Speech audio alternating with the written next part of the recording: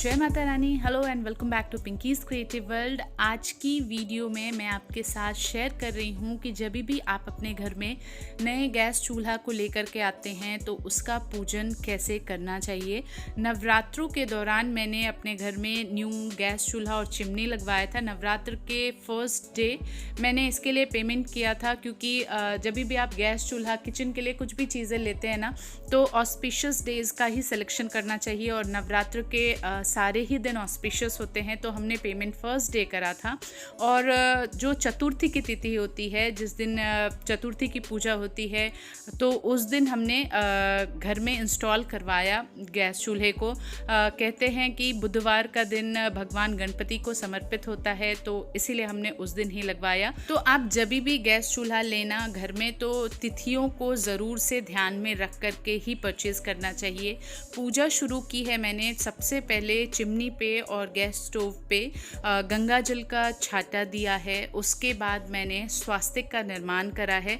Chimney के ऊपर भी स्वास्तिक बनाएंगे कुमकुम की मदद से, और गैस स्टोव के ऊपर भी मैंने कुमकुम से स्वास्तिक बनाया है। सभी बर्नर्स पे भी मैंने कुमकुम का स्वास्तिक बनाया है। उसके बाद मैं चंदन से भी स्वास्तिक के ऊपर चंदन अर्पित करूँगी।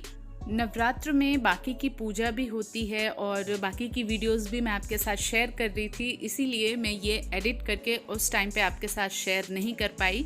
बट मैंने अभी इसीलिए शेयर किया ताकि बहुत सारे लोग ना दीपावली के टाइम पे भी नई गैस चूल्हा लेकर के आते हैं, धनतेरस के दिन लेके आते हैं। तो आप इस तरीके से बहुत ही सरल विधि से चाहें तो घर में पूजा कर सकते हैं। चंदन अर्पित करने के बाद अक्षत, सफ़ेद जो चावल होते हैं उसे अर्पित करना चाहिए। और उसके बाद मैंने पुष्प अर्पित किया है। पुष्प आप जो एक भी अर्पित कर सकते हैं, या फिर आप चाहें तो चारों बर्नर्स पे भी अर्पित कर सकते हैं। मेरे पास थे तो मैंने लगा दिया है, अदरवाइज़ आप एक भी मतलब वहाँ पे पुष्प अर्पित कर सकते हैं। पुष्प अर्पित करने के बाद कुछ मीठा अर्पित करना चाहिए। आप यहाँ पे बताशा ले सकते हैं। मैंने यहाँ पे ये सफ़ेद कलर की मिठाई ली है। और उसके बाद आरती उतारनी है। कपूर की आरती, घी के दिए की आरती, धूप बत्ती आप दिखाइए। मैं अपने घर में कुछ छोटी सी छोटी चीज़ भी आती है तो बिना पूजा किए हुए उस चीज़ का इस्तेमाल नहीं करती हूँ। ऐसा करना चाहिए, अच्छा लगता है। मीन्स हमारी जो ट्रेडिशन है उसे हमें फॉलो करना चाहिए, अपने मीन्स बड़ों से सीखना ही चाहिए।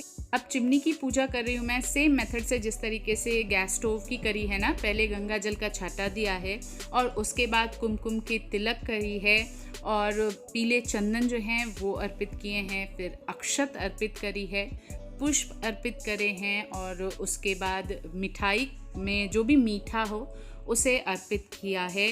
फिर धूप दीप दिखा करके बड़े ही प्रेम से आरती उतारी है। और जब भी भोग प्रसाद अर्पित करते हैं उसके बाद जल ज़रूर घुमा देना चाहिए, उससे भगवान जी को वो अर्पित हो जाती है। धूप दीप दिखाया मैंने, और जो दिया है उसे फिर बुझाना नहीं चाहिए। उसे आप चाहें तो साइड में रख दें, या फिर आप बाहर निकाल के भी रख सकते हैं। तुलसी जी के पास उस दिए को रख दें, वो खुद से शांत हो जाएगा। पूजा करने के बाद अभी गैस को ऑन करेंगे। सभी बर्नर्स को मैंने ऑन कर दिया है और सबसे पहले उस पर दूध चढ़ाते हैं। कुछ मीठा ज़रूर बनाते हैं जब भी नई गैस स्टोव लेकर के आते हैं। तो सबसे पहले ऐसा पंडित जी ने भी बताया था कि जब भी नया गैस स्टोव लेके आते हैं तो उस पर दूध चढ़ाना चाहिए और दूध को खुद से बॉईल होकर के गिरने देना चाहिए। मुंबई में तो सभी लोग ऐसा करते हैं। बहुत सारे लोग बोलते हैं कि दूध नहीं गिरना चाहिए, बट पंडित जी का कहना रहता है कि जब फर्स्ट टाइम आप गैस स्टोव जला रहे हो तो उस पर दूध उबल के थोड़ा सा गिरना चाहिए। तो वो स्वयं जब गिरता है ना, तो अग्निदेव को वो भोग के रूप में लग जाता है। तो मैंने गैस स्टोव पर दूध को रखा है और उसे बॉईल होकर के खुद से गिरने दिया है।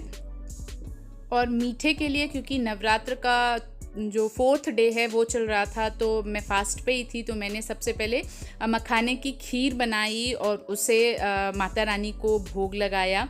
और उसके बाद ही गैस पे बाकी की चीज़ें बननी शुरू हुई। सो बिल्कुल इसी तरीके से बहुत ही सिंपल तरीके से मैंने गैस स्टोव की पूजा करी। और सूक्ष्म विधि से तो ऐसे ही करते हैं, बाकी आप पंडित जी को भी बुला के करना चाहें तो कर सकते हैं। सो यस, ये थी आज की वीडियो। आशा करती हूँ वीडियो पसंद आई हो। पसंद आए तो लाइक, शेयर और सब्सक्राइब करें। Thank you so much for watching.